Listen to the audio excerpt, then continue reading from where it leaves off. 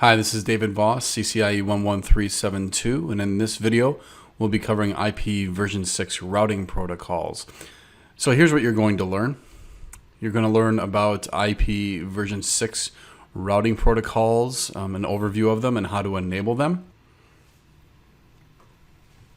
To support IP version 6, all of the IPv4 routing protocols had to go through adaptations. Each had to be changed to support longer addresses and prefixes, and the actual messages used to send and receive routing information have changed in some cases as well, using IPv6 headers instead of v4 headers. But in particular, like their IPv4 versions, each version 6 IGP uses v6 multicast addresses. Those are just a few of the changes. But even with those changes, each IP version 6 IGP has many more similarities than differences compared to their respective version 4 cousins.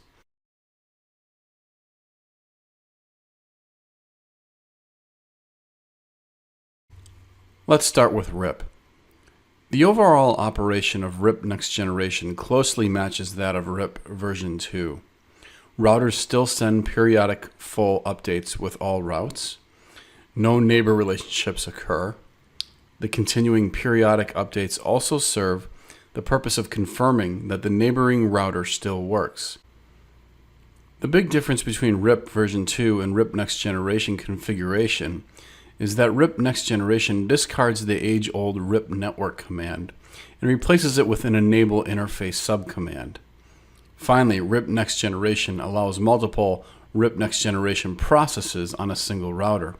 So an iOS requires that each RIP Next Generation process is given a text name that identifies each RIP Next Generation process for that one router. And there's another difference compared to RIP version 2. Let's go ahead and jump into our lab. In our lab, we're going to be working on router 2 and router 4. And we're going to go ahead and log in and enable RIP. Let's take a look at our interfaces on router 2, and we're going to be working with serial 00 and loopback 1. Now the first thing we'll do on router 2 is we're going to go ahead and assign IP version 6 IP addresses. So on interface serial 00, even though it has an IP version 4 address, we obviously can still add an IP version 6 address. And again, we're going to shorten that so it's a lot easier. We're going to use the ability to shorten that address using the double colon. And then the loopback address we'll place in a different subnet. So we're going to use 2012 and 2017. Well, let's go ahead and enable RIP Next Generation on router 2, and before we can do that, we need to enable version 6 routing. See, by default, a router will route version 4, but not version 6. So we do that by typing in IPv6 unicast routing, and then we can enable our routing protocols. So next, we go to each interface we want to enable RIP on. So first, we'll go to interface serial 00. We simply type IPv6 RIP, and then we need to give it a process name. The RIP process, and we can run multiple processes on this router. We don't use number, we will use actually a name. And you can name it pretty much anything you want. For simplicity's sake, we'll just say our process name is routing RIP. IPv6 RIP, routing RIP, enable. So we've enabled it on interface serial 00. We will go ahead and do it on loopback 1 as well, inserting it into the same RIP process. Now RIP is still not running on this router until we enable it globally. And we do that via IPv6 router RIP, and then the process name which we have chosen as routing RIP. Now we will verify that it is running on router 2. So IPv6 protocols, there it is, and you see the interfaces as well that are inserted into the RIP process. Now that being said, we're not learning any routes because we are not, we've not established any neighbor because we haven't learned any routes from any other IPv6 RIP routers. So on router 4, we're going to go ahead and assign IP addresses to the appropriate interfaces. This on serial 01 is the point-to-point. So we will end this IP address with a .2, sharing the same subnet. And then we will insert loopback 1 into RIP ultimately. And we're going to go ahead and assign it 2018. So it's different than router 2. Router 2's IP address was 2017. And then we're going to go ahead and enable RIP on this router. And again, we need to enable unicast routing for version 6.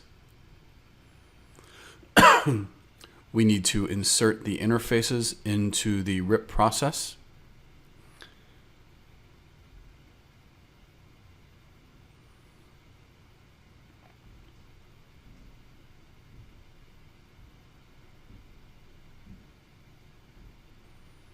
And again, we'll use routing RIP as our process ID. And here we've enabled it. And let's do the same on loopback 1. And it's as simple as typing up arrow now. And then finally, we will enable it globally.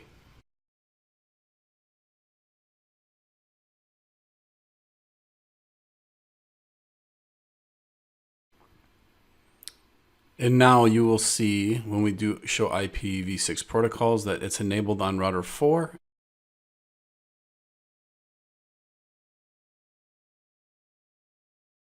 And now we can take a look at IPv6 RIP. And this shows what interfaces are participating, the administrative distance, and update intervals. And here's our routing table. So we are learning the route from router 2, which begins in 2017. So that is actively being advertised via RIP. And so we have version 6, that is RIP next generation, up and running between router 2 and router 4. It's rather straightforward. And on router 2, you will see the loopback from router 6 in his routing table as well. So pretty straightforward. Next, let's talk about EIGRP. Cisco originally created EIGRP to advertise routes for IP version 4, IPX, and AppleTalk. This original EIGRP architecture easily allowed for yet another layer 3 protocol, IP version 6, to be added. As a result, Cisco did not have to change EIGRP significantly to support version 6. So there are many similarities that exist between version 4 and version 6 versions of EIGRP. That being said, there are some differences, and I've listed what you really need to know for the CCNP route exam. So let's go ahead and enable EIGRP between router 2 and router 4. So we already have IPv6 up and running. Let's go ahead under interface serial 00, enable EIGRP. IPv6 EIGRP, we're going to use the process ID of 10. And under loopback 1, we will also use the process ID of 10. And then very simply, we just need to enable EIGRP globally. And we do that via IP version 6, router EIGRP, process ID 10. And again, we have to do a no shut. And if we look now, under IPv6 protocols, we can see EIGRP is running and the interfaces that are participating. Pretty straightforward. But again, there's no communication with any EIGRP neighbors. So let's go ahead. And you'll see here the topology table for router 2, which just shows the local routes. But again, this idea of successor and feasible successor should look familiar to you as it is in IP version 4.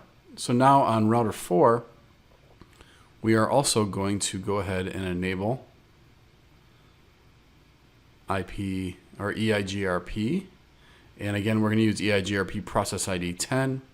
Enable it under each interface that we would like to participate, and then enable it globally. Once we do that, the neighbor relationship between router 2 and router 4 We'll come up over this point-to-point link, and we will see our neighbor right here. So again, you can see we have hold time, uptime. Looks very familiar to IP version 4. It should look very familiar. So in many ways, we're kind of slaying the beast. Once you get your hands on IPv6, it actually begins to look pretty familiar.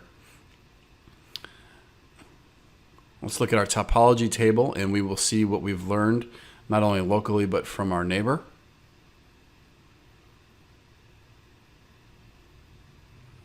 And then finally, let's take a look at our EIGRP routes. And there is the loopback from router 2, which we are learning on router 4 via EIGRP. Again, pretty straightforward.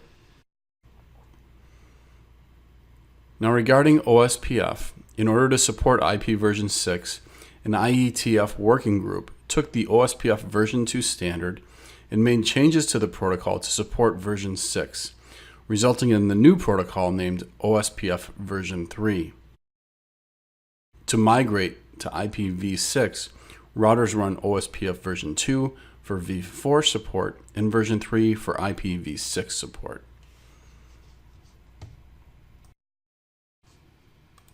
Finally, let's go ahead and enable OSPF between router 2 and router 4. So on router 2, again, we're using serial 00 and loopback 1. We're going to place loopback 1 in a different area than serial 00 though.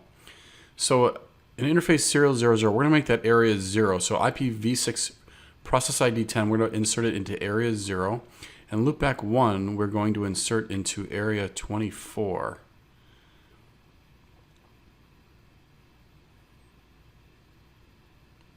So this is not done like IP version 4, obviously. There's a pretty big difference here. You're enabling it under the interface itself. Now we do need to enable OSPF globally still though. It may not be identical to version 4, but it does need to be enabled globally. So we do that by IPv6 router OSPF, the process ID, and that is it. Now let's go ahead and enable it on router 4 as well. And we're going to do the same. It will be for serial 01 and loopback 1. So again, under both interfaces, we enable OSPF via the IPv6 OSPF process ID. We're going to insert the point-to-point interface in area 0, and the loopback interface will assign to a different area, which is, we'll create area 34.